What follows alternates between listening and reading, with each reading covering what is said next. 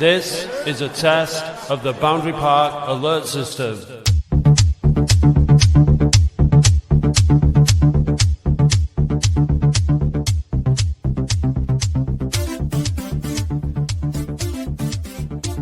Hello and welcome to Playoff Special Part 2 of the Boundary Park alert system. We were able to carry on. This is not the season closing podcast. Victory over Halifax last week means that we can carry on. So coming up in this week's show, we've got interviews with Roy from the club, Mike Fondop, fans picking up their tickets for York, Dave speaking to Mickey Mellon after the Halifax game. We've got Latics Mind with our fan guest. And obviously, we've got Andy Halliwell down in London. How are you, Andy? Yeah, I'm all right. I did think it was a bit presumptuous last week to call it Playoff Part 1. Well, it was Part 1. It could have been Part 1 of 1. But it's at the very least now Part 1 of 2. So let's hope we get to Part 3. A trilogy, the Playoff Trilogy. That'd be amazing. Yeah, exactly. So, Andy, I've got to admit, I felt bad that you weren't there on Tuesday night. I wish you'd have been there, and I wish you'd been able to bring your boys up for it. So it was quite momentous, and it was a shame that you weren't there, mate.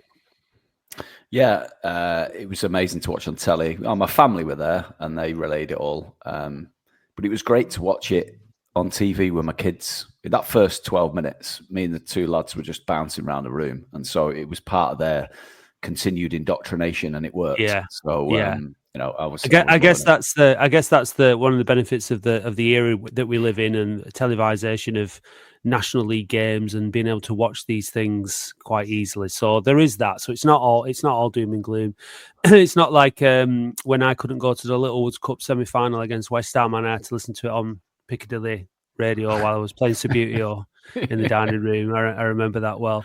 But anyway, we've got a fan guest to introduce, and the sooner we do that, the sooner we can really get stuck into talking about what happened last week and what's going to happen next week. So, Andy, do you think? Okay, yeah. So it's a debutant fan guest. So when was your first game, fan guest? I've been asking my dad about this week, but he doesn't even know when my birthday is. So I wasn't surprised that he didn't know. But I think it was Arsenal in the Coca-Cola Cup, 94. 0-0. I think, yes, Nicky Baines went through one-on-one about 15 times. I think I remember sitting straight at David Seaman every time. Yeah, I remember it. But I think that's my first one. But I was actually brought up in a very strong United household. So, and I'm from North Manchester. So, my first game where I turned to my dad and said, "That's it now. I'm an Oldham fan." Was when we beat City at Main Road in '98. I think was it Lee Duxbury winner. The Duxbury and Paul Reed penalty.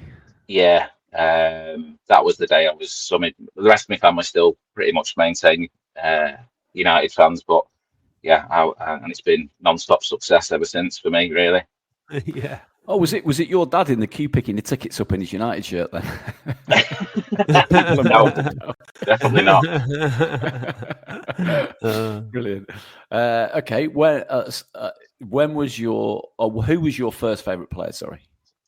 I was saying to you before we started, it was so that era, the sort of Andy Ritchie, Barron years when but I think what the nice thing was then is that you had affinity with all the players. Every player was there for a few years, weren't they? We've not had that for so long. Well, we're starting again now, hopefully. But I think actually the year after that, when we signed Carlo Corazin in the summer, I was convinced he was gonna be a world beater for us. But yeah, I just really liked him. Really liked how much he put into it, his work rate, and probably turned into a proper Oldham fan now, where I just like strikers who run around a lot because we're not used to anyone who scores goals, are we? So yeah, I'll go with Carlo Corazin. Yeah, I mean, he was a fan's favourite of his time, wasn't he? Yeah. What is your favourite Latics related memory? This week could be up there now, hopefully, and the week just gone. But I'd probably say that City game. There's been the FA Cup. It's so limited what I can pick in it from '98 until now. I love the Dowie year. And again, that's seen success for us. What did we finish fifth?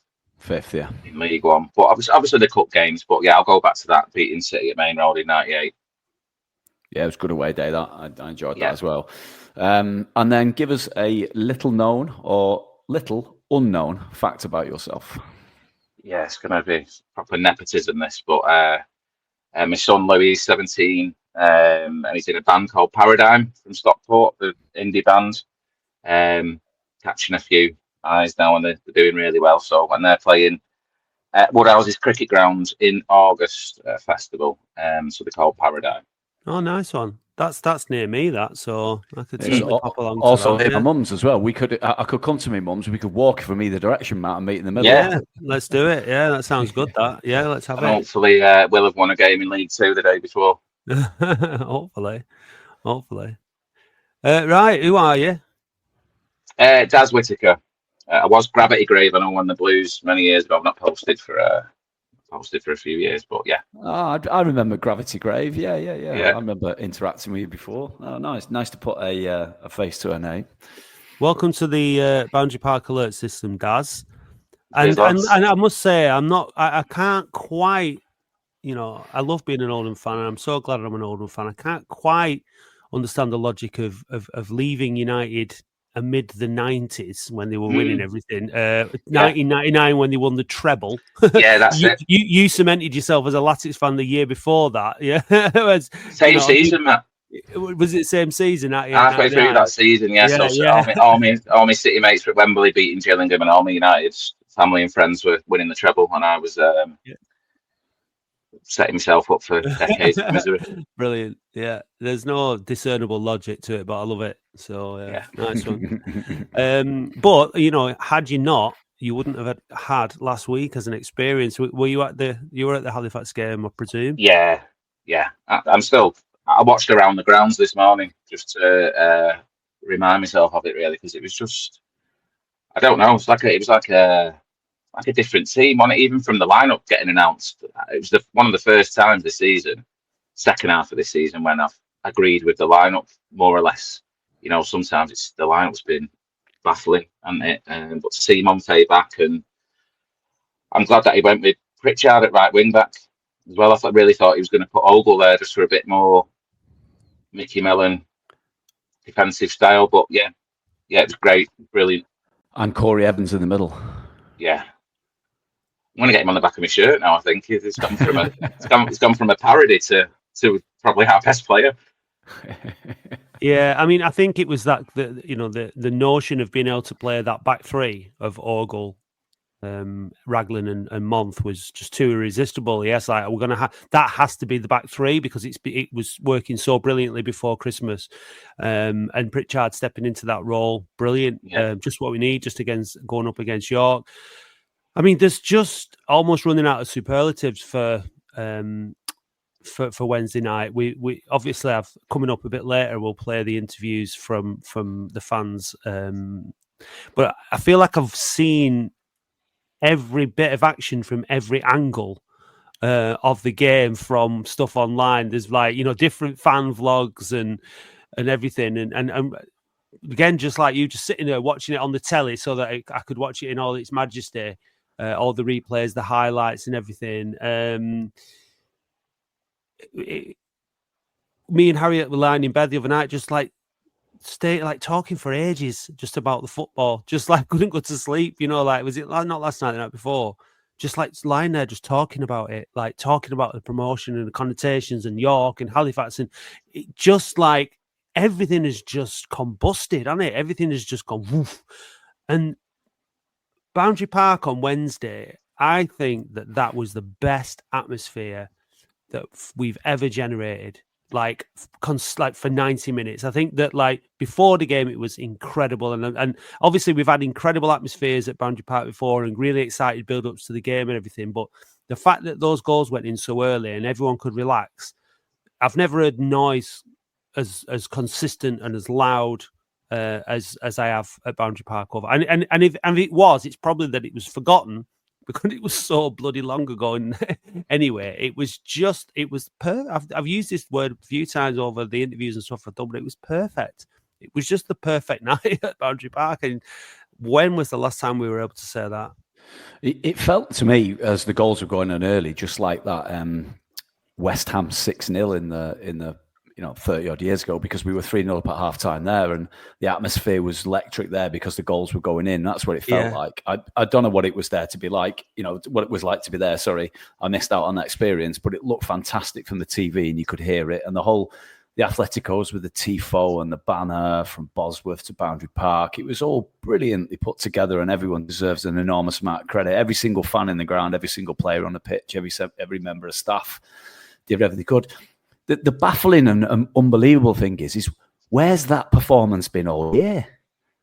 I mean, great. So if they're going to save it and do 3 of those on the spin and get us promoted, I don't care, right? Yeah. But that attacking intent is what people have been asking for, instead of a more defensive, low block, boring mindset. And it was incredible. So they can do it if they put their mind to it. They've just got to do it twice more, haven't they? It's not a question of personnel, Daz, is it? I mean, having Manny back, all right, and Joe Garner wasn't fit earlier on in the season, but it's not massively different, is it? So and can you answer Andy's question? I think it was a ballsy move to drop Conlon as well, wasn't it? I think there's been too many times this year when Mellon said last summer that we didn't have the players to cover the pitch, and then, which he was totally right. But then there's been times this season where we've had Conlon, Rossiter and Pett in midfield, like Southend away, and we just get totally outran. But at the start of the season, we looked fitter. We bullied teams. Even when we weren't playing well, we were still going to get a result because we were all over teams, and we just played a bit more like that, didn't we, on Wednesday night? I mean, I know Pett's not got great legs, but he was a bit further up. He was in their faces and just makes such a difference rather than us being sat back. We just blew him away, didn't we? Yeah, I was on. Did I say it on? I said it on the York. I was on a York podcast, which is out on Monday, I think. And I described it as it was like we were just like a bigger animal than Halifax, and we just inserted our dominance on them, and they just didn't stand a chance. And not just from the point of view of the football, the players and everything else, but that's true. But the club. The size of the occasion, the crowd, the noise, everything about it was just kind of like you're in your box and you're not getting out of your box. Like it's just we just imposed ourselves as a club over Halifax. It's like you get 1,700 fans at home, you're in the playoffs, well done, but you're not one of the strongest contenders. We're glad we've got you. We know we can beat you. We bared our teeth. Like we just got up and we just intimidated them and dominated them, and that was it. It was never in doubt. The club as a whole, it was like we were all connected as just one big entity that was just unbeatable. Certainly with Halifax, anyway. I don't know. It doesn't matter because that's who we played. Would it have been different if it had been Southend or Rochdale or Gateshead? I don't know. But on Wednesday night, we were just like one big entity, and we just went out there and just did the job. It was fantastic. I've seen a couple of calls on Twitter for people to get to York early to welcome the coach, get in the ground early, start making noise early, have a siege mentality attitude from the beginning to try and create that when you've got the minority. I think it's a good idea. I really do. Yeah, that's my plan. Our carload that are going over, that's exactly it. We're going to leave early. We're going to go to the pub, have some tea, and then get in the ground early for the build-up, for the atmosphere. Exactly that. Like it stood. There is. I'm not going to nitpick, but I was stood in the queue 45 minutes before kickoff, Rochdale Road End. There was lots and lots of noise coming out of the Rochdale Road End, but unfortunately, 1/3 of the turnstiles were closed, and I don't know why, but there's 6 turnstiles at the back of Rochdale Road End, so 2 of them were working fine and people were funneling through as they should, and then the other 4 were funneling down to 2. So it was taking a while to get into the ground. So I'm not quite sure why on the biggest game of the season some of the turnstiles were short. Anyway, I'm not nitpicking. I'm just saying that we stood outside then for a while and you could just hear the noise 45 minutes before kickoff. It was just fantastic. It was just everybody who was already in the Rochdale Road End was banging the drum and singing, and it was just incredible. So by the time you'd like finished queuing and got in there, you were just buzzing. You couldn't wait to join in with the singing and the chanting and everything. And then the tifo came up, and it looked fantastic. And to see Boundary Park full, or as near as full, of our home supporters, it was long overdue, and not just full in like, you know, we saw it full at Kidderminster. I think there was actually more fans in there against Kidderminster, but it felt like there were 20,000 in there on Wednesday night as opposed to 10. And it was just different. It was so different. Just tinged with a bit of sadness that isn't. We didn't finish second or third, and we just needed that to get to Wembley. Do you know what I mean? If we would have had one game like it was the other night against anyone else in the playoffs, with how we started, how we played, how the crowd were, I would have fancied us against anyone. I think that's why getting in the ground early at York and trying to create that atmosphere and getting the players pumped. All the players that have been interviewed that I've seen since have all said that, or words to this effect at least, that coming out for the warm-up, seeing the noise and seeing the fans up for it as much as they were, gave them. That's why they started so quickly. Part of the reason they started so quickly, at least. If they can create that with a reason, still 1,500, still a reasonable number away at York, will make a noise. Yeah. If we start like that, I think there's a good chance York panic. The 23-point gap, they could freeze. If we can get on top early, you never know. Well, we when we played them on Easter Monday, it was similar. You know, we were louder than the York fans. Our lads came out and did that. I mean, all right, we got hit on the break, and that's for the goal, and that's the danger. York aren't Halifax aren't York, and vice versa. Yeah. York had no answer. Halifax had no answer to come back to us. They couldn't hit us on the break. They have no threat. So York will. So obviously there is that. It's going to be slightly different in that respect. But I was there on Saturday morning to pick my tickets up, and Mike Fondop was there again, and Billy Waters. So I introduced myself to Billy Waters. I had a bit of a chat with him. He's a lovely lad. Well, he's saying about, like, I asked him if he was fit. He said he's fit and raring to go, like if he's picked. And we're talking about the atmosphere. It's going to be fantastic. He said you sold out the tickets in like a couple of minutes, and I said, like, yeah. I said we just need to get into York. We said, like, we're going to be there. We're going to be making a load of noise. We're going to do our bit as fans. And he said, yeah, that's the plan. Like, just get into them. So hopefully that's what we are going to do. And because I don't see the benefit of sitting back, letting York get comfortable, giving their crowd, you know, a bit of. You know, making them relaxed. We've got to try and impose ourselves again. Yeah, I was just thinking that I don't. Does anyone else agree that Mellon might go back to one up front and two number 10s, though, like he did on Easter Monday, and he did against Forest Green, didn't he? He seems to. I don't want him to. I want us to go out how we did. I don't see how you can not play the same starting 11 after that game. For me, at least, you know. I think you at least give those 11 that started off like a train the opportunity to start off like a train again, and if they don't, change it at half time. Yeah, I think for me, if I was, I know they're all professionals and they'll they'll accept whatever the manager says, but if it was me, I'd be looking around that team and saying, right, let's go and do that again. We know what we're doing here now. We're buoyed. We're full of confidence. Why not? I think the fact that we've now got, I mean, bear in mind when we played on Easter Monday, we didn't have Manny in the team. And I think having Manny in the team gives us a lot more confidence to get out of jail from, because of his pace. And so once we've got that back three, I think whether Evans, is he fit to go and do another game? Like, I don't know if he's going to be okay physically to do Tuesday because he's not played much football. Maybe Conlon will start instead of Evans. Maybe, I don't know. We'll have to wait and see. But I'd play Evans until he runs, not until he's done. He just looked after the football that much better, didn't he? He was nice and tidy. He's got Yoga Nathan around him, Pet alongside him. I think the problem with Conlon and Pet, and definitely Rossiter, is they're not mobile enough, and they just they don't find the gaps. Evans's movement was lovely, just receiving the ball always, moving it quickly.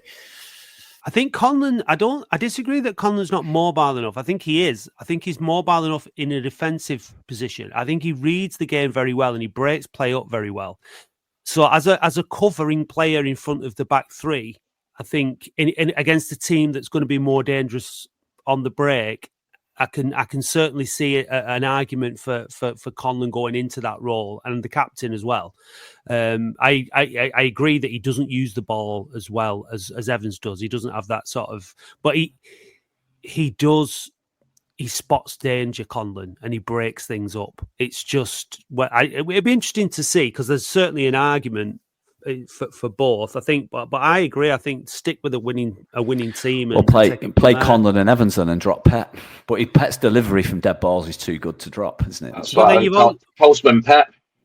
Yeah, always delivers. Yeah, that's it. But look, this is now. These are the good problems. These are the good problems. It's like which good player do you drop to replace with another good player? That's what you want. Like that. Went through a bit. No, and having the squad back to full strength. Bringing able to bring James Norwood on and Garner. Got to give a big shout out to Garner. Yeah. I thought that first 10 minutes. I know it was obviously Jorgen Nathan got man of the match. Pritchard got the plaudits. Everyone did, but I thought in that first 10 minutes. Garner was brilliant. He obviously scored the first goal. He was just a massive nuisance. He was winning headers, holding the ball up, laying it off, just involved in everything. And I thought he was brilliant. And obviously he had a brilliant contribution against Ebbsfleet. And it's just incredible to see him come back into this last two games and have such an impact. I think as well, he takes a lot of the stuff off Von Dopp's shoulders, doesn't he, in terms of the shithousery and the getting in defenders' faces and stuff like that, because he's a big unit, that Howe for York at the back, and I think those two together will, because I think we've tended to go with Von Dopp on his own a lot against the better teams, haven't we? And he doesn't get anything, does he, off the ref a lot of times and stuff like that, and I think it'll just really complement each other again in that game.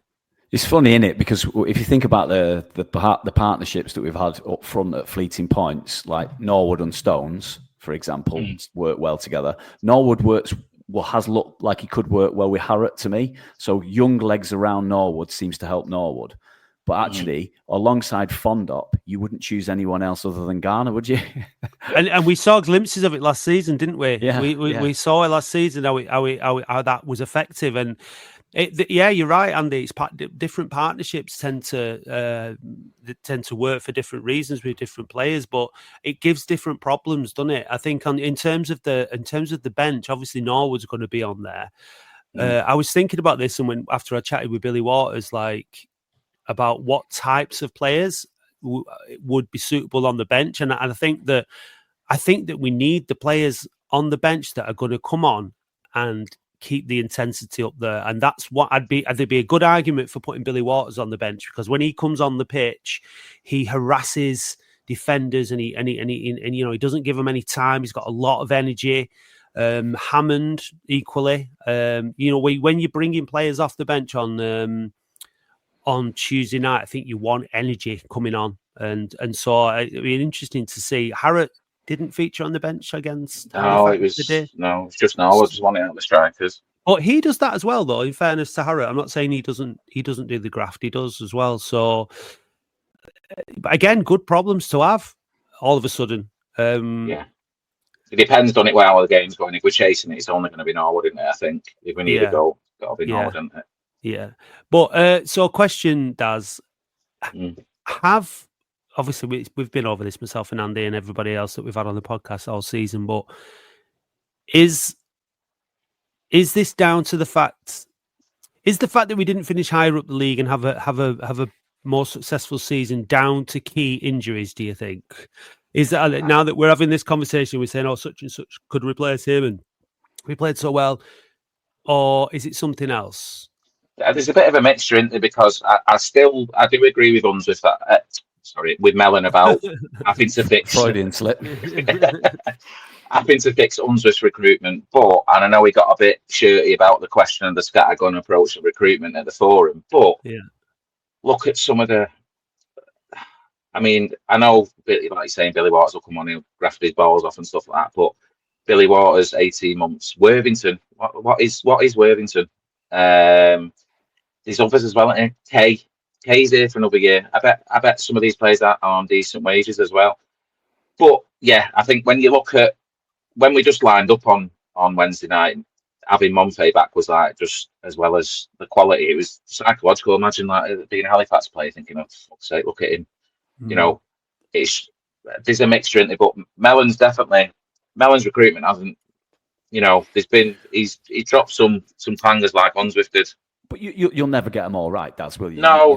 You're gonna every single manager we've had, even good managers, has signed players that are have not proven to be up to it in the end, and that's okay so long as you get the majority of them right. And I think at the start of the season he got the majority of them right. For me, the first half of the season had been a success, and he was getting plaudits from us and everywhere else. The second half of the season, he's been unlucky. You know, it's like the Clucas. Been released by Lincoln. Yeah, I know. If it's strange now, doesn't it? If he'd just stayed, he could have been challenging for Wembley. There was rumours it was player coach, wasn't it, Lucas, and that's why he went there to move into sort of coaching. And I think that's on the table for him, but I think he wants to carry on playing. So I wouldn't be surprised to see him. I know he wants to be local, so I wouldn't be surprised to see him end up somewhere like Boston in the National League, which would be irritating if we don't go up. Yeah.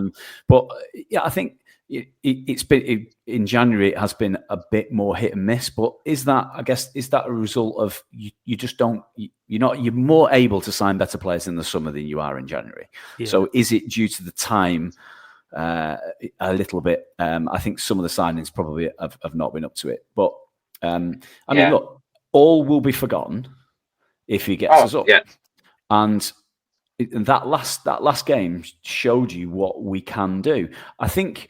He has to take some responsibility for some of the negative dour tactics that we've seen in the second half of the season. He should have just let us have a goal sometimes. We've lost games playing meekly and pathetically that I'd rather have lost just having a go. And he would have kept more on side. I think that's been part of the issue. I think well that's the thing, isn't it? If we go for it on Tuesday night and we're plucky and we lose by an goal, fair enough, but there's still going to be that tinge of frustration of why haven't we been like that more often? Well, at the fans forum, he was saying that that's how he wants the team to play, and he doesn't instruct them to hoof long balls and all that kind of stuff. And there is always the argument the manager always he always takes the blame, but the players are responsible as well. And the players turned up on Wednesday night and showed us what they can do, and whether or not they were just absolutely buoyed by everything and it all clicked. But the thing is that winning teams turn up like that 8 times out of 10, 7 times out of 10, regardless of the atmosphere and all the rest of it. So they need to do that, like you said, Andy. They've got to do that for 3 games now. So, but let's have a listen to Mickey. Our very own Sexy Dave had a chat with him after the Halifax game. So let's hear how he was feeling after that. Mickey, Boundary Park alert system. We saw you at the fans forum. I said, describe 3 words for the next few weeks. You said, just keep going. But I'm going to describe tonight: slick, suave, sexy football. Outstanding. That's 4. Oh, well, there we go. We'll take that. Yeah. No, listen, I keep saying to you, I can't take credit for them going out there and playing well.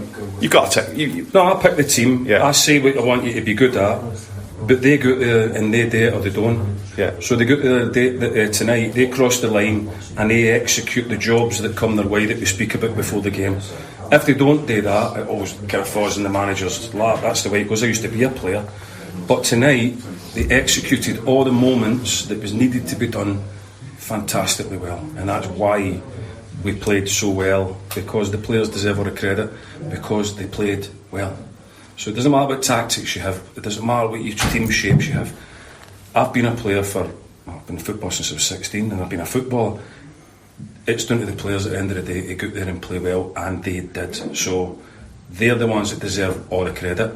We did a wee front bit where we say, look, when that happens, you want you in there, but they've still got to go and do the jobs, and do the jobs tonight they did.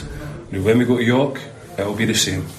There will be jobs, and we will have a look at York and we'll pick it apart, we'll show the detail, and we'll say, you must get that job right there, you must come out on top in that moment there, you must, when you get the ball there, make sure that you find that pass, Show me your qualities. Pass the ball. You were asking already about long balls and all the rest of it.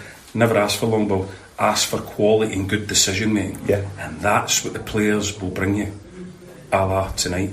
They'll do that. So brilliant. So let's crack on Tuesday and urge the players to go and play well again, and it will be hopefully be another brilliant night. With regards to it, I'm just interested, is it like you're 3-0 up at half time, and as a coach you probably think the game's done and dusted, but with a team like Halifax in the playoffs it's never done and dusted. Was there something at the back of your mind and to calm the players down, to get them to settle into that and get the next goal? How do you coach it? Because it must have been, because fans I was terrified because I've got 2 unbeatens, and I'm thinking that this could be levelled up here, and you're always thinking what if. Never negative, but just what if. So you speak to the players and you go, right, I trust you. Make good decisions about what you're going to do now, and don't give the referee a decision to make, because I think he might have evened it up. And then it becomes a different type of evening, and we don't. So it was just about that, really. And then we kind of knew that we were going to bring Norwood on for Joe then. Yeah. And we knew that Vimal was going to have to come off, which I was gutted about, because I want him to go and thrive in nights like this. Yeah. I want the Oldham fans to see that terrific talent playing for 90 minutes, but I just feared, I thought, send him off, he could miss York. It was a 100% penalty as well. It was a stonewall penalty kick, and the boy, he's such a talent, and I'm thinking, I had to apologise to him after. I said, no, sorry, Gaffer, I understand. But then the boys who go on, they take a lot of credit, and they keep it going. We've got a good, strong unity among us here. The back line tonight, Regan Orgo, Charlie Raglan, and as what Manny Month. Manny, yeah, just see Manny Month. He just makes every day a wee bit braver, because he's like lightning. So anything that Raglan goes for, he knows he's got Eddie Lightning behind him. He knows that he will be in behind him, and he's calm, and he's done this loads of times before with me.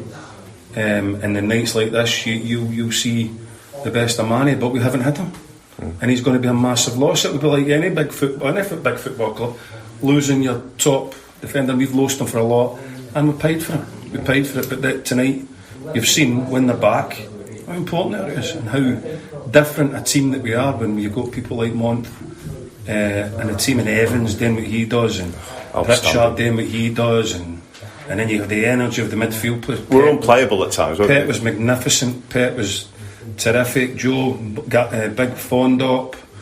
They were all excellent. Yeah. They were all excellent. Ogle. Yeah. Kitchen. I love Kitchen. I think Kitchen's been brilliant for the last 5 games. I think he's been among our best player. And again tonight, he just got that bit between his teeth, and he's determined that he's going to make something of these moments, and it's good to be a part of. So plenty of gonads then tonight. You're going show. You need them, but so do the fans. Yeah. It's hard. It's tough. My family are here. They suffer. My missus actually asked me this morning, can I not come? Because she's done this before so many times with me. She goes, that experience thing, I don't get that, because I've experienced before and I know what it feels like, and I don't want to go there again. Yeah. So it's probably better that you don't experience it. Mrs. Mellon knows best though. No, but I said, no, listen, if I'm going to sit and watching it, so are you. We were just on the back of my boy, went to Bradford, 96th minute. She's sitting beside me watching that, and she whispers to me, I can't keep going through this. So she went today at Bradford. I know when Michael got promoted last week, but she just whispered to me, I can't keep doing this. So one melon, she's going to have. One melon's been promoted. Yeah. Could it be 2? Well, that's what we're going to try and do. We're going to fight with yous. We need yous ways.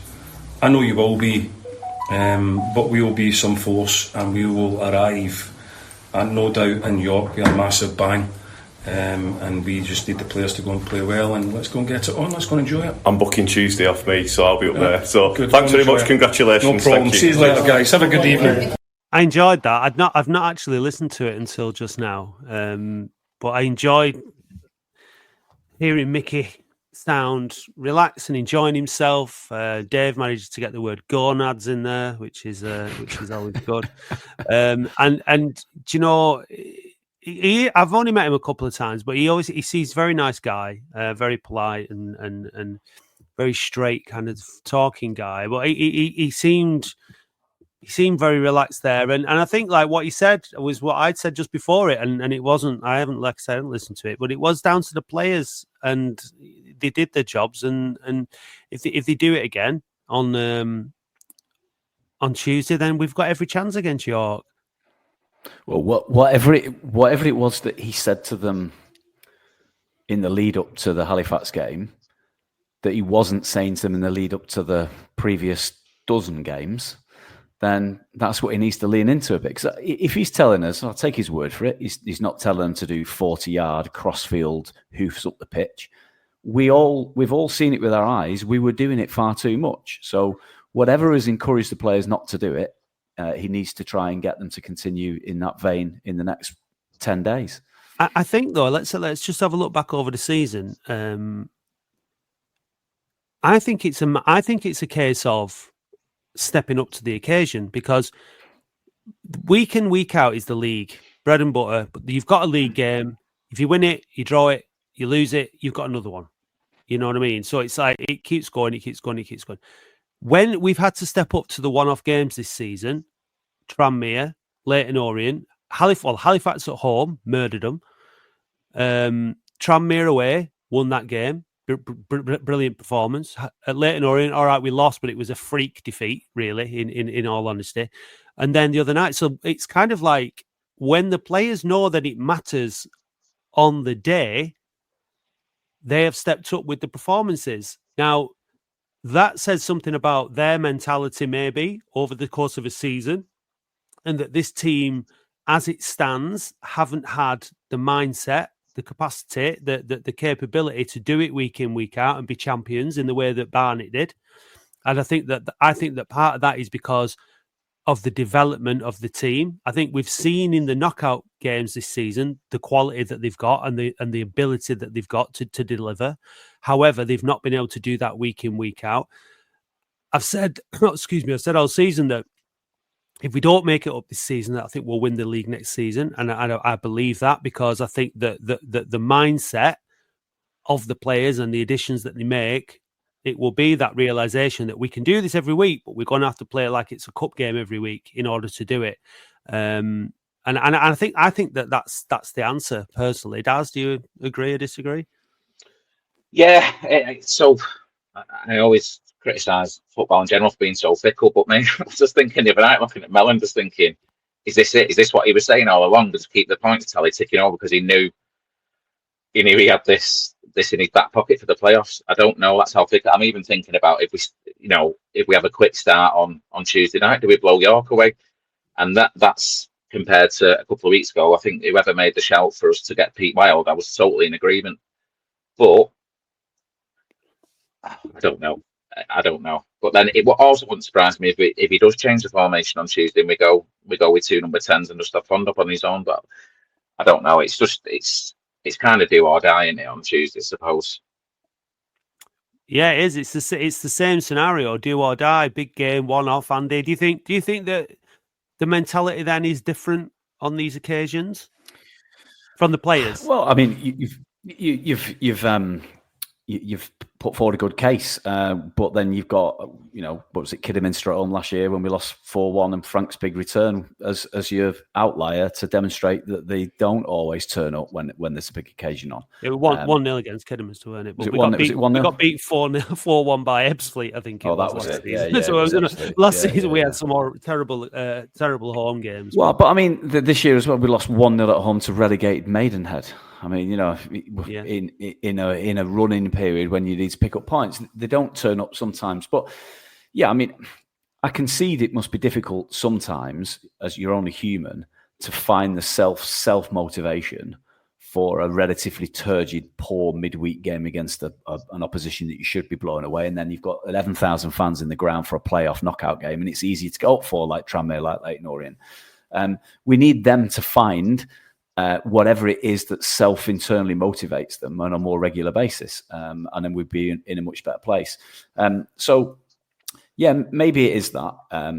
But I think, I'll go back to like Daz said earlier, there's probably a combination of factors, and everyone can play their role, including the supporters. So supporters can play their role by supporting the team and not getting on the team's back. players can support themselves by finding that self-motivation. Mickey can support us by not playing 2 or 3 defensive midfielders and 1 up front. We can all do it. I think on Tuesday night everyone needs to play their part and give us the best chance. I said on last week's pod, I thought there was a 1 in 10 chance that we could beat York, who finished 23 points in front of us. This week, it's as close to 50-50 as it could be for me. Now, after that one game, there is a chance we could do it. We'll still be outsiders, I think, because we're away. But if we get off to a good start, they could panic, and we could really do it. And I mean, you've just seen my lad running around behind me in the garden, full Latics kit on. Which is great. No game today. He's just doing it himself, which is fab. For me to be able to take them both to Wembley on the 1st of June would just basically hopefully cement it. That's it. I've got no chance of losing them to Chelsea or Brentford then. Yeah. I'm getting a bit choked up here, Andy. I'm saying how much there was so much Latics merchandise in the grounds the other night, which was good to see. Loads of people with bags as well from the club shop, because I'm not going to sugarcoat it. There was a few balloons near me who's obviously not been for 20 years, who were just, but I just turned around to my dad at one point and just went, it's all money in Frank's pocket, isn't it? Because there were so many, they must have made a fortune the other night in the shop and the bar and the supporters bar and everything. So, well, we were chatting about that in our group. If you take gate receipts alone, you got split 50-50. Is it 50-50 in the playoffs? 50-50 in the playoffs, home and away. Right. So actually, because we're the biggest team in there, we're actually disadvantaged in that. But, we're actually, though, the fact that we're playing York, we're splitting a gate receipt of about 20,000. So it's actually worked out. Like, with Cycles taking everything from the game against Halifax. It's actually worked out pretty well. So if you think about the money, it'll be anywhere between 150 and 200 grand in gate receipts, and then you've got all the spend on top, and then they've opened up. They've got screens in the ground, and they're going to earn some money from that. They've got the extra merch. You're probably looking at $250,000, maybe 300 grand. Well, that's 10% of the entire annual losses in the space of a week. But that is helping. It's not solving the problem, but it's definitely helping to ease the pain for them, and they absolutely deserve it.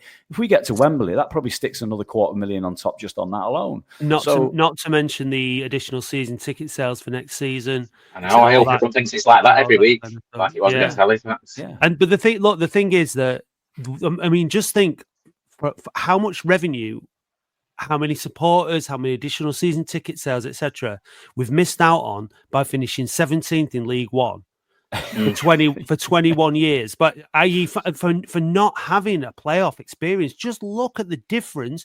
And we spoke to fans on here and on the phone in and all this kind of stuff all season.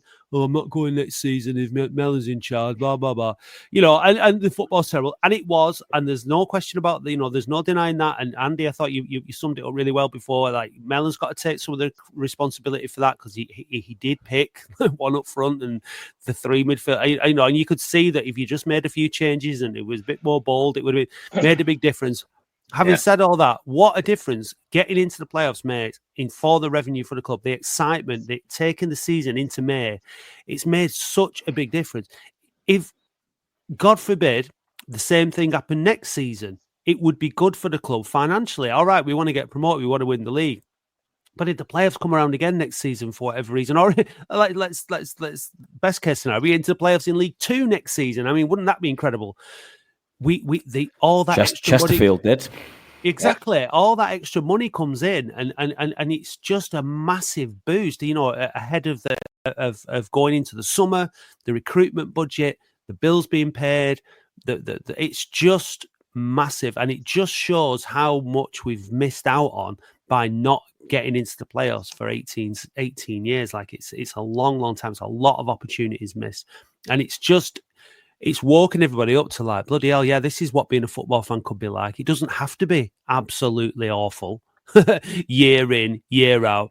What was he called? Steve Robinson, having like a handful of players and having to start all over again. And all those seasons that we've had where you just know in the summer that next season's going to be bloody awful. It's going to be a fight for survival. It's just going to be... this is different now. Regardless of what happens on Tuesday night against York, we know that we can go into next season with optimism. We've got good players. We've got a manager who I hope is growing into it as much as the players are growing into it, as much as the fans are growing into it, as much as the board and everybody else is growing into it. And I think next season we're just going to be a stronger proposition, regardless of what division we're in, because of this experience we have. And I think on Tuesday at York, the big difference between York, you talked about the nerves and stuff up there, Andy, but there's a big difference between us and York. York are not the same animal that we are. They can't do to us, I don't think, what we did to Halifax. We're not going to cower like Halifax did to us. So I think it's going to be, we're going to be there. The fans are going to be there, and we're going to be we're going to impose ourselves, and our presence is going to be felt. It's not going to be like Halifax, who were kind of meek even from kickoff. You know what I mean? You couldn't hear them because they were completely overpowered. So I think it's going to be different. But again, like Mickey said, players have got to step up as soon as they cross that line. Yeah, I think play-wise as well, Matt, like, if we do come under the cosh, we've got, like you said, Monfey, Raglan, Ogle. They're all going to throw the bodies on the line, aren't they? They're all going to... We've got Monfey's pace back to pull us out of trouble. And so, yeah, I think we just need to replicate that start as much as we possibly can on Tuesday that we did on Wednesday. Get Yoga Nathan running at him like a gazelle. Yeah. I'll be absolutely frightened of him, yeah. He will because he knows the way of playing. He gets the ball, he takes a touch, he puts it in, and then he puts it into space, and he's gone in it. And the players love it around him because they know what's coming. And it's just going to be great. But look, shall we just have a quick breather, have a listen to all the interviews that I did the other day from the club, and then come back and give Daz a grilling on Latics Mind? On Friday, the 11th of July, Billington's Oldham and indietributes.co.uk present Oasis Live 25. If you're not at the opening night of the Oasis reunion, bring it on down to Billington's to enjoy Oasis, the live Oasis tribute, playing the biggest tunes by the band that will live forever. Enjoy cigarettes and alcohol, indulge in a champagne supernova, but please lay off the Columbia stuff. Listen up, stay young and never fade away as DJ Chris Gallagher provides more supersonic sounds from rock and roll stars until 2 a.m. Tickets on sale now from billingtons.co.uk, priced just £7.50 or £10 on the night. Get in the mood for Oasis with Oasif, Live 25 at Billingtons, Friday the 11th of July. So I've just arrived at Boundary Park. There's people outside the ticket office. It's absolutely been absolute bedlam this morning trying to get tickets for the York game. So I just thought I'd pop in, just have a chat with some of the people that are waiting for tickets, and try to have a chat with some of the people around the club. Just get a bit of a feeling, bit of a vibe. Who you've got here? It's Mark from the event centre, and Dale, the commercial manager. How are you doing, lads? Yeah, good. All good. Right. Yeah, very good. Very good. Busy morning. Yeah, Dale, how's it been for you? Yeah, it's been good, isn't it? There's a good vibe. It's unfortunate that we can only give a third of season ticket holders tickets, but that is the thing, isn't it, when we play away from home? It's been mad. They sold out in like 5 minutes, didn't they? Absolute carnage. Yeah, we sold out online pretty quickly, and there's people we're turning away who have been stood here because we've reallocated all the in-person tickets. So some people had been here and we waited here, and we said, look, you're not going to get a ticket, unfortunately, because they're online now. Question I've got to ask. I know that there was plans to put the game on in the fans bar, but big screen in the stadium or what? Any early thoughts on that? We have looked at it with a short notice, getting the big screen in and the costings of etc. But the fans bar will be open. We'll have a big, large HD screen, plus the 2 projectors. We'll have live entertainment on. Brady will be emceeing it. It's going to be free admission to all season ticket holders, but they must get a ticket for it, which will be released today. Right, thanks for that. Right, all right, Sophie. Yeah, I'm going to go and chat to some of the people in the queue. Cheers, mate. I mean, it's so good to have this kind of demand. All right, Aaron, I need to chat to this chap who's just walked out with a big smile on his face and tickets in his hand. So, one of the chosen few. Yeah. You buzzing or what? Yeah, we're worth coming. Yeah. What time did you get here? About 7:30. Oh, not too bad. Some people here at 4:45, I I saw. believe so, yeah. Could be that early. Yeah. So, They must have wait. So Yeah. it's just got to do the team. Just got to do it now, haven't they?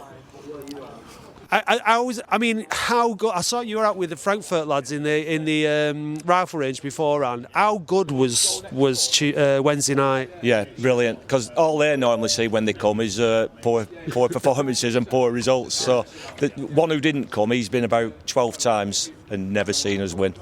So, I remember you used to sit in front of me in the Lookers stand back in the day in the season ticket.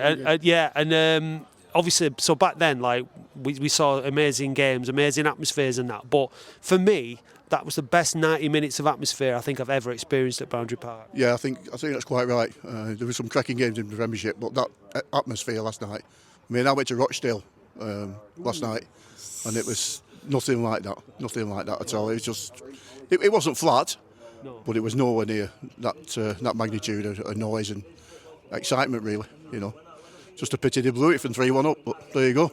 The thing is, scoring 3 goals in the first 10 minutes is going to chill everybody right out, innit? Like you know, I mean, it was. I was doing my phone-in show last night, and it was just perfect. Wasn't it? It was a perfect night. yeah, it was. And all credit to Young'uns and Atleticos for re-getting that atmosphere going again. Because when we were at a low ebb, it was just dead, weren't it? Yeah. And they haven't seen anything, have they? We at least we've seen a little bit with Premiership and that, but they deserve it as much as the team, I think. Yeah, big time.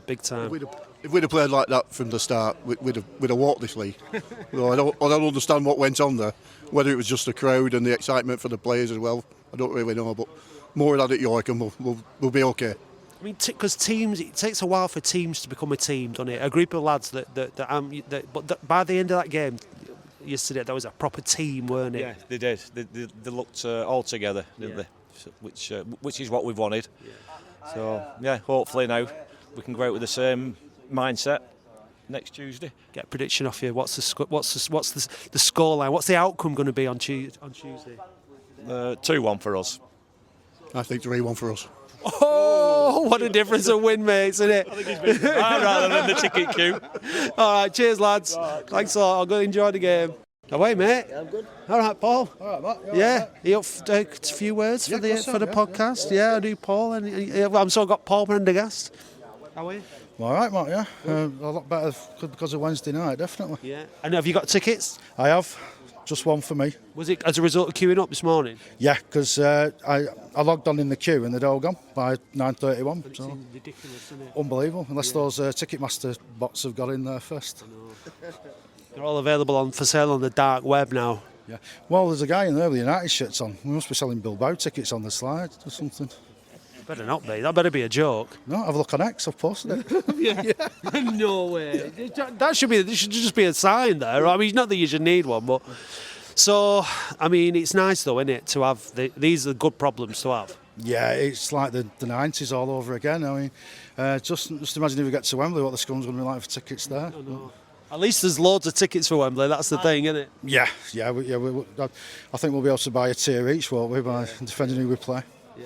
So also, Aaron's here. Aaron Diskin, how are you, mate? You okay? Good to see you. Yeah. I'm still on a very emotional high from Wednesday, I must admit. I'm feeling very lucky today because disabled tickets for the first time in a long time are in a different allocation, so I'm guaranteed a ticket for York away. So I'm very, very blessed that I don't have to queue, and I've not had to queue for the last, I don't know, some people have been here since 4:30 this morning apparently, so yeah, it's been crazy. The biggest supported team in any 5th division in the world, Oldham Athletic. Absolutely. I mean, the argument is we shouldn't be here, but we are, and that's what it is. That is what it is. But Wednesday night, was that the best night at Boundary Park you've ever had? I think I said all the way in the build-up to this. As soon as we got to the playoffs, there's a whole generation that I'm included in that I've never seen Oldham in a playoff, and I knew it was going to be a special occasion, but it was. I think it was a manner that it happened. 3-0 up in 12 minutes, 15 minutes, whatever it was. Nobody could write that script. Not even Hollywood would give you a script like that. And you just sat there. You probably seen me a couple of times, and I'm just taking it all in. And I'm thinking, these are the days and the crowds that we live for. These are the days and the crowds that that we should hope are going to stay in. And, you know, if we can make it, obviously York's going to be a massive, massive test. They're a great footballing side. That's a completely different proposition. I kind of think Halifax sort of fell on the sword a little bit. As soon as the first goal went in, you knew the game was over in my head. You know, they just looked like the energy was out of them completely. But York are going to be slap bang up for it. They've not played for the best part of 2 weeks. Is that going to make them a bit rusty, or is that going to do the other way, get all the players back? We'll see. It's going to be a cracking occasion. But yeah, very, very excited. Paul, where does it rank that Wednesday night against Halifax in your? Because you do the Latics mind question for us, and when we have our fans guests on, we always ask them, "What's your favourite Latics related memory?" That one's going to be in there for a lot of people. Where does it rank with you? I think next season's my 40th season, and I went to a lot of the games in the glory days, but I actually did miss out on a few of them. The previous times when we've had these big games, there's always been that element of if and jeopardy and worry. So Southampton, for instance, we were 4-1 up and it finished 4-3, and you're biting your nails. I never got the sense of that the other night. Even before the game, leading up to it, I've been a bit meh. It's only a quarter final. We just need to get through. But I got in the ground at 6:30, and from the moment I walked in the ground, it was never in doubt. It was. I've never known a big game where I've been so relaxed. The atmosphere was unbelievable. In 39 years, I think that is the best. And I've been to a lot of the big games over the years, but as I said, there's always been that element of jeopardy of, can we see this out? We're clinging on by our fingertips, like against City and Liverpool, and that night, famous night against Man United and Southampton, and when we beat Liverpool in the Premier League as part of the Great Escape. There was always that element of, oh my God, we're going to blow this. That wasn't there. It was just a party, and I've just never known. And I felt 13 again. I was bouncing around like a lunatic all night, and I'm not even drinking at the moment. And it's just pure adrenaline. And I'm convinced we go there Tuesday night and we do it. The fog will not save them this time. we will go there and we will beat them, and then bring on Wembley. I can't wait. I think that's the thing. I think that's the key. That's why I'm saying it's my favourite game in terms of atmosphere at Boundary Park, because, like you said, there was no need for nerves. Like, nerves won't kill an atmosphere, but it makes a very different atmosphere. Yeah. And because we were 3 up in 10 minutes, it was it. We could just party, we could just enjoy it. But also, I think it felt like we, as a fan base and as a club and as a team, took control of that situation. It just felt like, this is happening. This is no way that we're going to lose this game, and we didn't.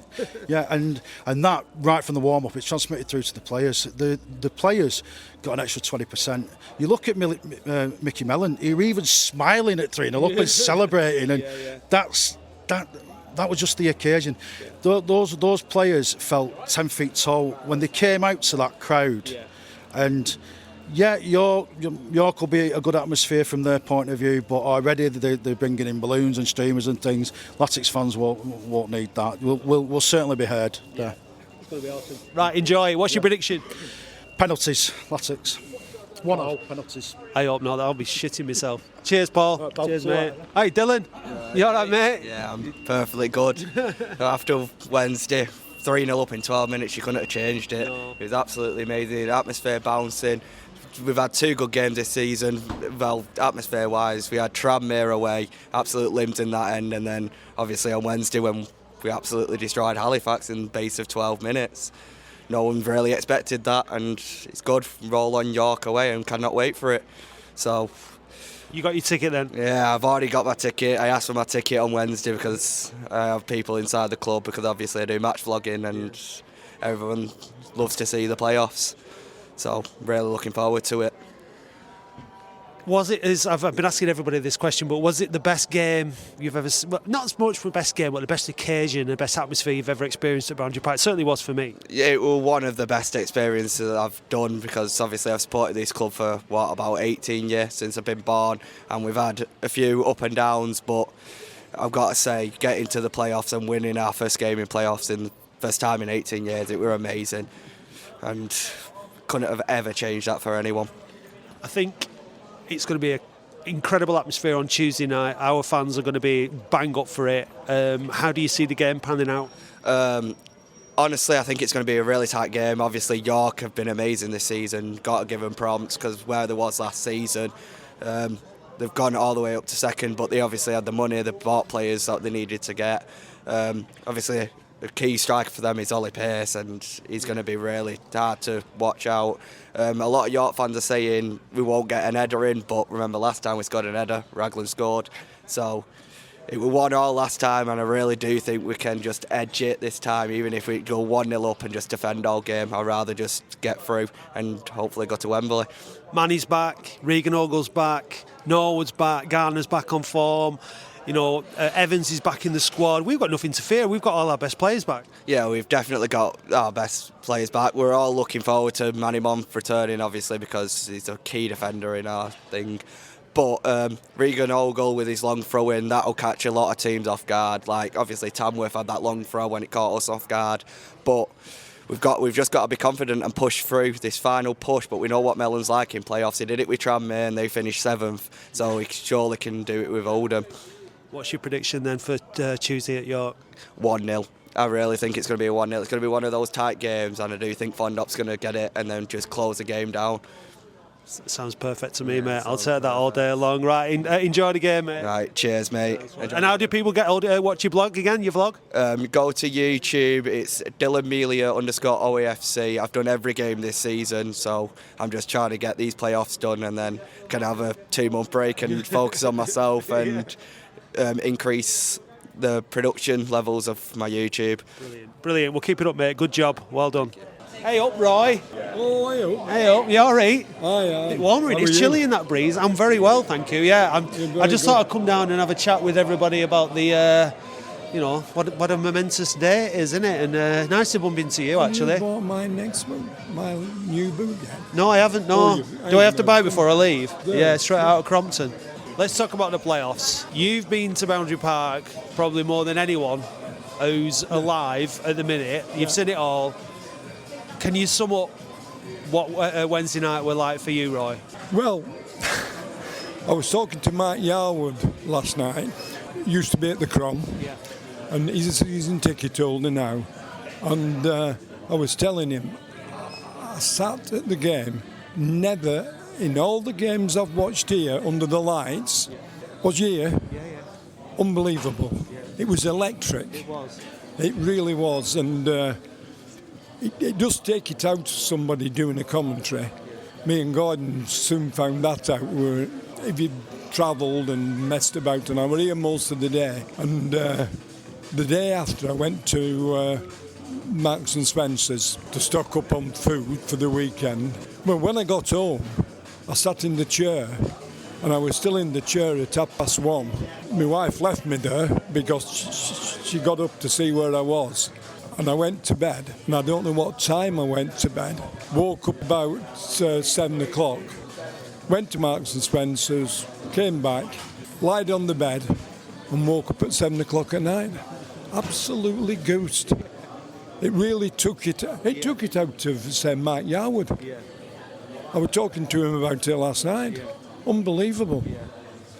I've never, ever been anywhere near it It was special and it was different because, obviously the fact that we were 3-0 up in 10 minutes made everyone relax and everyone could just enjoy the occasion. But I've never heard constant noise and the volume of noise and the colour and the atmosphere. It was really special, and for me it was like another sort of step forward in terms of the club bouncing back to and getting back to where it needs to be. It was the potential for here.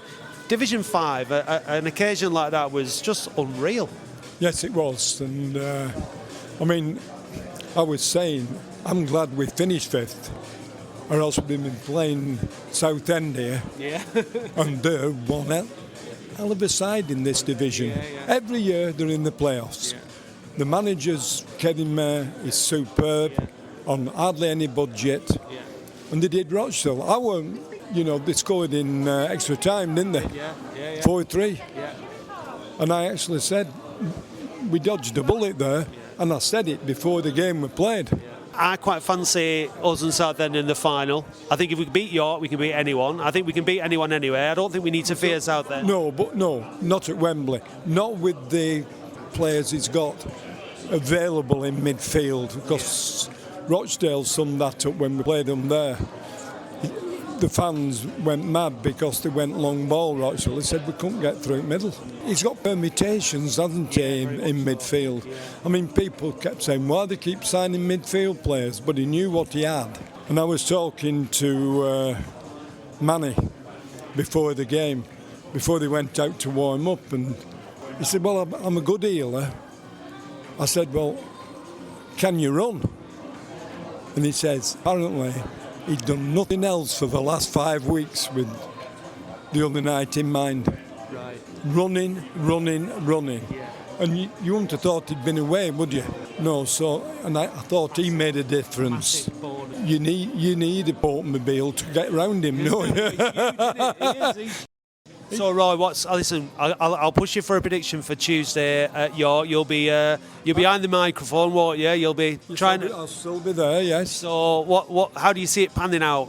I think we'll win the game. Could have won the other one at 1-1.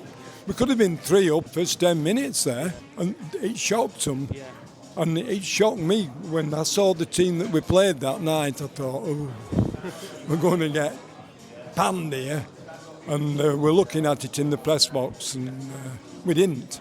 They couldn't get the ball off us, so we're off up there on Tuesday. I'm ready now. What's your name, mate? Jordan. Nice one. You've got in your hand coveted York City tickets for the playoff semi-final. How are you feeling? I'm buzzing, mate.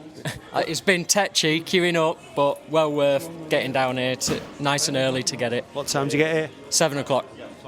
And I live an hour away. Right, so it's an early start. Nice early start, but I didn't want to be the bad dad that had to pick my kid up from school later and tell him I didn't get tickets. Oh, amazing. And were you here on Wednesday? Yeah. Describe Wednesday, if you can. I was speechless, to be honest. That first 12 minutes, absolutely gobsmacked. Like, jumping around with my son, his mate, my dad, my mum, and just none of us could believe what was actually happening. Yeah, it's been following them 30 years now, and yeah, I couldn't think of atmosphere like it, to be honest. It was electric. Closest was maybe away at Fulham when we knocked them out of the cup. That was a class day, but yeah, 2 more games to go now. I've described Wednesday as it was pretty much perfect. The atmosphere, the occasion, the noise, the score, the early goals. I can't imagine York being perfect. We need the perfect outcome, which is to win. But how do you see Tuesday night panning out? Oh, I don't even want to think about it, to be honest. I just want to enjoy the moment, and hopefully we come away with a win. Well, give us a prediction. Oh, my son said to me, 2-2, win on penalties. So I'd be happy with that. I don't think my nerves could take it, to be honest, the penalties, but yeah. As long as we win, who cares how we do it? Exactly. Yeah. Well, listen, congratulations on the ticket. They are much coveted, those tickets. So congratulations. And well done. Dedication paid off in the end. That's it. I don't think this smile's going to die down. No. So. Well, you've obviously got an hour back now in the other direction, so wherever you're going. So it'll be a nice drive, won't it? I've definitely not been here all morning. I've been at work. Of course you have. Of course you have. Like, you've done. This is great work. This is once in a generation work, mate. Fantastic. Exactly. See you later. Enjoy. Coming for 15 years. Yeah. He's got 4 tickets. Yeah. Now, when he came out waving his tickets, what did you say? I've never been so happy in my life. So he got the ticket. Yeah, absolutely. Something like this. Never been so happy in my life. What's your name? Ben. Ben, and you've been a Latics fan for 15 years, and let's just say it's not been 15 of the most glorious years, has it? You've seen relegations, 3 relegations, 2 relegations, whatever it is. 2 relegations, League 1, League 2, and so this has literally made your day, week, life, getting tickets.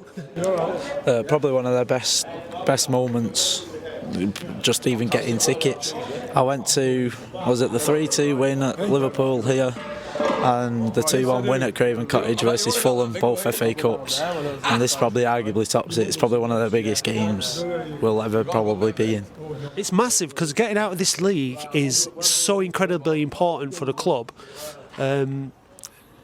financially, but also not just that. Like, I'm 47 and I've seen us promoted once, and that's a long time for a lack of success. So it means the world to us to just see a promotion, to celebrate something, doesn't it? Yeah. Oh yeah. Too right. My dad's already booked coaches and hotels to Wembley. It's mental to think that within potentially a week's time, this time next week, we could be all getting tickets to Wembley. Yeah. It's mental. Never thought I'd be saying that as a Latics fan, because we've had so many years and years of upset and depression that in about a week's time we could be saying we're going to Wembley. It's ridiculous, absolutely ridiculous. If ever a fan base deserved it, we deserve it, don't we? We deserve it. But one of the biggest fan bases you'll ever find in National League. 10,000 at home. That just says it all, doesn't it? But yeah, probably with how long we've had of heartbreak and depression and everything, and the Latics fans deserve the biggest, like, being able to celebrate. Yeah. Too right. So, hey up, Matty Hudson, you all right, mate? Good. Yeah, you looking forward to Wednesday? Tuesday? I've lost track of it. I don't know what's going on, mate. All the best. Good luck. Yeah. So, what would your prediction be? I'm gonna say a 3-1 win. I think they'll score first. It'll be very shaky. Going into the second half, we'll wipe the floor with them. I think 3-1 win. Everyone's nervous, but I know I've never been so nervous about a game in my life. I know, that's the thing, but isn't it? I think we'll get through.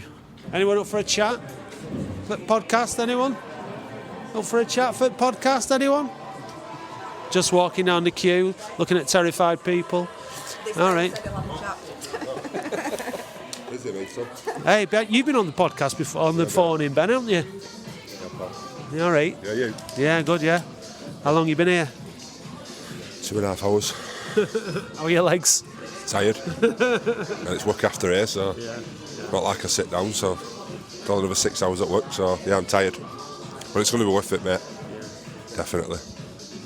I saw you on Wednesday at Halifax. How was it? Oh, it's quality, mate. That's back to the old days, mate, to be fair. It's been hard this last few years to watch at times, but that was just a real togetherness, and that was the proper Latics from back in the day. I loved it. It was bouncing, mate. I loved it. Imagine you were a little kid at that game. Like, my nephews were there, but I mean, that's the kind of game that sets you up as a fan for life, isn't it? Absolutely, mate. Absolutely. And that's what set me up for life, because when I started watching in the Prem, and Andy Rich is my hero. So just watching that on Tuesday, mate. We didn't need to sell it to kids, did we? No. It was just it was brilliant, mate. And I just hope it's the start of things to come now. This. We've not had that word. I've used that word a few times over the last few years, because I don't think we've had hero. I mean, I'm a bit old for heroes now, but in the same way as you are when you're a kid. But obviously, a big Mike Fondop, absolute legend. Everybody loves him. But there's players in that squad now that you look up to and you respect. And over the last few years, you might have had the odd one who come in, but we've got a team of people there now that you can look up to and say, yeah, I really like him as a player and as a character, and he makes all the difference, doesn't it? Yeah, absolutely, mate. And I mean, Mickey were right what he said after the match. Players like Manny Monfort are massive, they're crucial, and fair play to Mickey. He's not dwelled on it, has he? He could have quite easily, sat there and said, we're missing key players, but he hasn't. He's got on with it, and yeah, we've suffered missing people like him, but it just showed when we had Manny back on Tuesday. It was massive, and then people like Kitchen came alive more. There's Kitchen clearly trusts Manny Monk behind him. Yeah. It's great, mate. It's fantastic. Well, I think there's players outside, so I'm going to go out and see if I can grab a word with them. But good luck and enjoy Tuesday. Do you think we'll win? Absolutely. Perfect. I'm good, mate. How are you?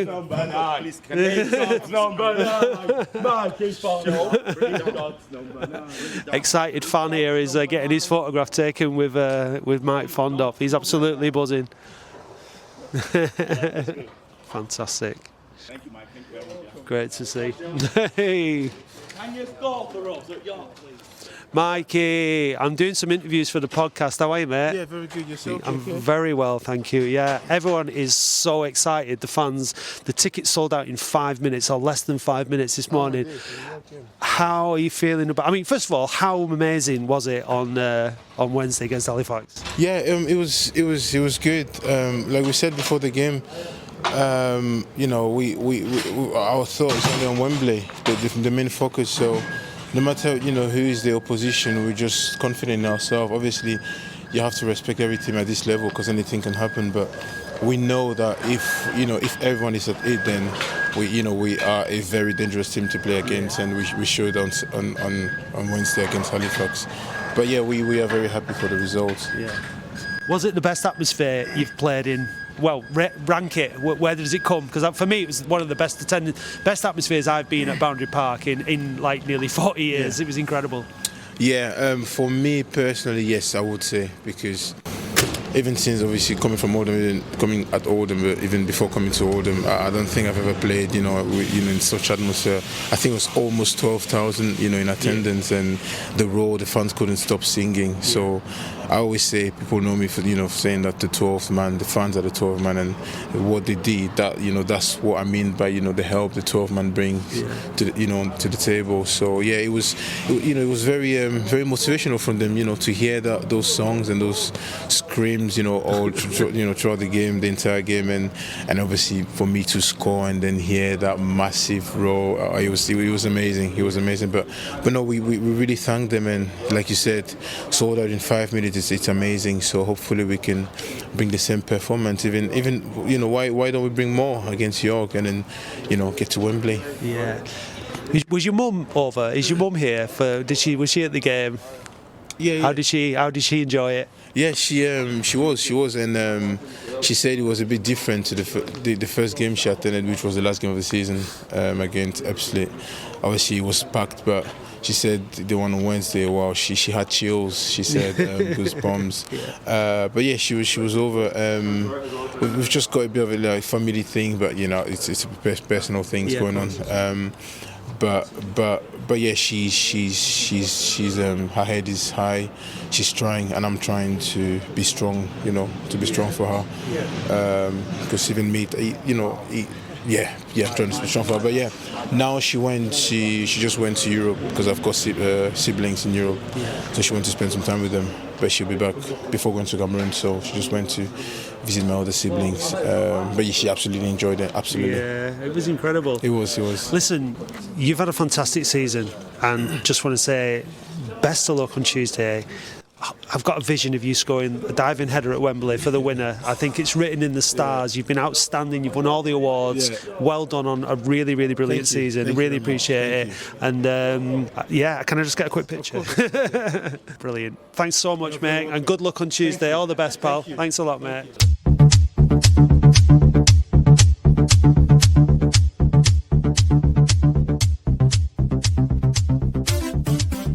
So, what a lovely man Mike Fondop is. Really enjoyed talking to him. Very gracious. Very happy to give his time and walk along there with me outside the OEC and just outside the fans bar and share a few words. And he's been brilliant, absolutely brilliant this season. And just I said to him there in the interview, I said, I've got it in my head that you're going to score the winner at Wembley, diving header. And how amazing would that be?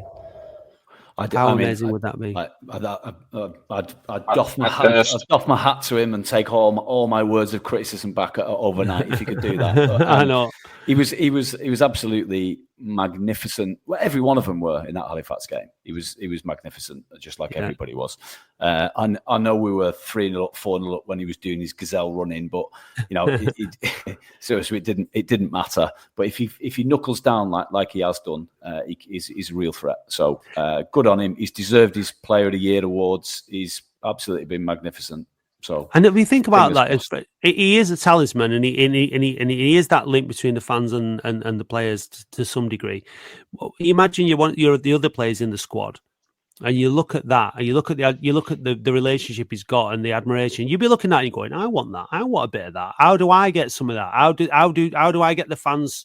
You know what I mean? And it does lead and it does inspire other people in that respect, I'm sure, because I mean, who wouldn't want to be loved by? Yeah, I think that it's really good that he won Players Player of the Year as well. I think that compounds what you're saying, Matt. I think that he is really respected, isn't he, in the squad. Well, in future, Andy, we'll have loads of questions on Latics Mind where the answer is Mike Fondop, and that we look back on fondly. But this season, well, it could be anything, Daz. Are you ready? Let's have it. All right. Best of luck, mate. Yes.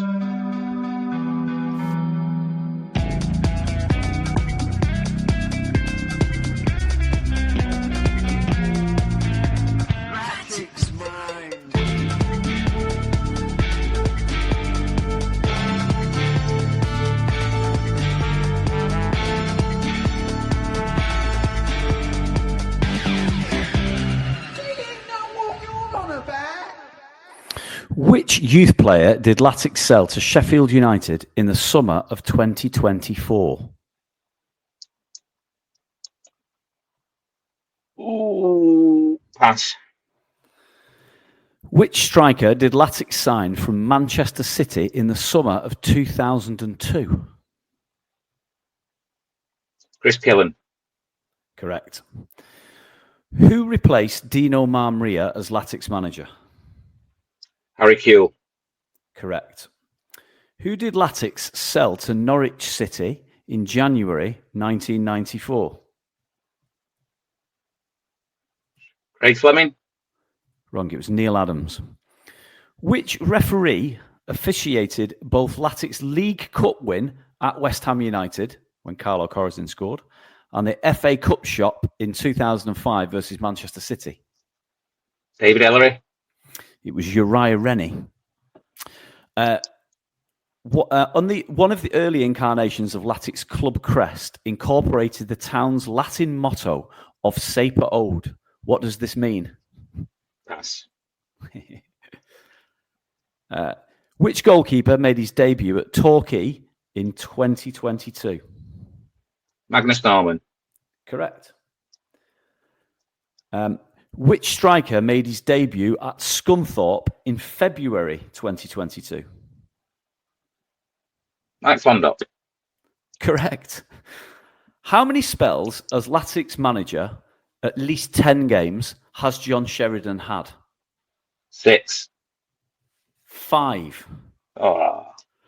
What colour was Latics away kit in the 2011-12 season? Pick off. Black. It was tangerine. Started that last one, so I'll finish. How many games did Joe Royal's second spell as manager last for? Oh, it was after Bellevue, wasn't it? Ooh, 9. Correct. I get in. You're a bit generous with that last question, Andy. Well, I just started to say it, so yeah, you might have breathed in. How many is that then? 1, 2, 3, 4, 5. Correct. Was it Atherton, the youngster? Yeah, it was Atherton, the youngster. Yeah, the one you yeah. passed. So you passed on 2, I think, that one, and the. Do you know the town's Latin motto? What it means? Of Saper Ode, Matt. It's something to do with wisdom, I think. Correct. Yeah. Yeah, it's dare to be wise. Yeah, dare to be wise. Yeah. With the what was the one I passed on, Andy? That one. That and Alfie Atherton. All right. But I think it's okay to be in generous spirit, Andy, with the the week that is and all that. You know what I mean? We're all feeling pretty good. So I think that's okay. Well done, Daz. You did well there. Cheers. Yeah. No Scott McNiven questions though. That's what I wanted. Scott McNiven or Paul Rickers. No, but you got Chris Killen, which was a gimme for you. Sure. Yeah. Right, nice one. So So we what do you reckon? playoff part 3, playoff episode part 3, Andy, playoff special part 3. Part 3, simply entitled Wembley. What do you think? Can we not put the mockers on it, please? Well, I mean, look, there's two outcomes. The answer is either yes or no. So, we're either going to be in it or we're not. And I think, like you said before, I think it is kind of even. All right, York are favourites because they finish higher up the table. They're at home, but it comes down to it's 50-50 now. It's either going to be us or them. And I think they've not managed to beat us up at their place in 3 seasons, 3 attempts. We've not managed to beat them up there. So it could be a very, very it could be quite close. It could go all the way. I don't know if I could cope with penalties, but as long as you're on the right side of it, then it's all good. Should we make predictions? Should we ask? Go on. Let's ask Daz at least. What do you reckon? Give us a prediction. Just thinking anyway, do you think you could like picture scoring and it not just be the obvious like front up and something like that? Maybe Pet scores his first goal for us, or even Conlon coming off the bench or something. But no, I honestly, we're going to do it. I do think we're going to do it. There is a confidence about us all, Andy. Is it bravado? They'll be rusty as well. I think they've not played for how long now? Yeah, 2 weeks in a day. Apparently, it'll be. There's a lot of little things coming together which could create a perfect storm for us. I agree, like the things we've just discussed. I think my heart says we can do it. But my head says a 23-point gap with the pace that they have in attack, with the likes of Pearce and Felix, and they've got that lad on loan from Burnley who looked really good when he came on as a sub in the game against us. Richardson, I think he's called. I can't see them not scoring. So we're going to have to score 2 away from home.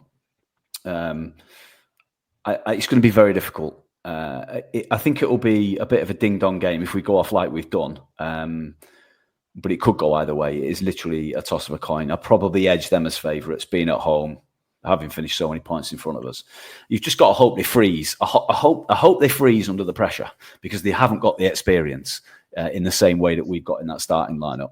I've been screaming out for youth all year and sick of old players, but right now, some of the older heads, when you look at them, you think this is what they're there for, to get us through these moments. And so there's as good a chance as any, but I think realistically, you'd have to say that they're favourite. I mean, the youth thing has been satisfied by Jorgen Nathan. Like he it was just, we just needed some, and not only that, he's a great talent. He's a very talented footballer. He's got a very good football brain as well. He reads the game very well. He knows what he's doing. So that addition in amongst all the because look, I mean, you've got players like Fondop who are in their prime. You've got Manny. They're not all Regan Ogle. They're Pritchard. How old's he? Is he late 20s? Is he 28? Is he 29? Yeah. Not like they're not like they're all ancient. They're not all Joe Garner, for example. You know what I mean? So Conlon's not an old. How old's Pet, by the way? Pet's about 33, 34, I think. Yeah, he's a bit older. Yeah. But then we've also got Ollie Hammond on the bench, and things like that. So there is legs and there is youth in there. But yeah, I think that this blend of, like you said, Andy, it bodes potentially well for Tuesday night. It's just then we need the luck. The one thing that we've not had in forever is a slice of a significant chunk of luck. Look at Palace in the FA Cup final yesterday. I mean, they got lucky with Henderson coming out of his area to handball it, and if you're going to do something momentous, you need a bit of luck. So hopefully we'll get it tomorrow. Tomorrow. I wish it was tomorrow. Let's bring it on. Well, when this comes out, it will be tomorrow. So yeah, on Tuesday. Let's hope we get a bit of luck. And I don't think there's going to be a lack of endeavour. There's going to be a lack of fight. And yeah, we've scored 6 and not conceded in the last 2 games. So it's certainly, things are looking a lot better than they were. So yeah, there's every reason to be confident. I think I said on the York podcast, I think he pushed me for a prediction. I think I went with a draw after 90 minutes. Oh, I know. Don't put me through that. I know, but I just because that's been the outcome every other time we've been up there. Or it's going to be. I think it's going to be pretty tight. I wouldn't be surprised if it was a draw after 90 minutes, and then hopefully we can do the business either in extra time or in penalties. But yeah, I mean, if we could end this season getting promoted and City and United both winning now. Hallelujah. That would be not to mention Rochdale getting knocked out of the playoffs as well. So Liam Hogan coming on to do a solid job shoring the defence up at 3-1. That was obviously quite amusing. But Southend, brilliant coming back from 3-1 down in the playoffs away from home. They had a great turnout of their fans again. They had if we do get to Wembley and they get to Wembley, that'll be some occasion. So they'll bring a lot more than Forest Green, won't they? Yeah, and it would be nice to go to Wembley and for it to be an occasion. And I think once you get there, it's who's going to win. You don't know, do you? But look, let's not get ahead of ourselves. We've got 2 more sleeps, and then it's the. It's not classed as a semi-final, is it? Is it an eliminator? It's a semi-final. No. We've done the eliminator. Done the eliminator. So on Tuesday night, it's York City versus Oldham Athletic in the National League playoff semi-final. Daz, you'll be there? Yes. I'm not going to brag about getting tickets too much, but yeah. No. I said on Twitter, it's the responsibility of all of us that are privileged enough to be there to represent every single person who isn't going to be there. So let's do that. Let's be Andy Halliwell. Let's be Thomas Halliwell. Let's be everybody who isn't going to be there, and let's cheer our boys on to Wembley. It's about fucking time. It really is. Thanks for joining us, everyone. We'll see you on the other side of the semi-final. Hey Dave, did you know that listeners can now buy us a coffee or any other kind of hot beverage? Ooh. What's your favourite hot beverage, Dave? A macchiato. And how do you like your macchiato? Black with lots of milk. Oh. No cream? No. Well, if you want to buy Dave a macchiato, then go to buymeacoffee.com/We Are Oldham. I'll just have a Nescafe. Oh. Thank you, listeners.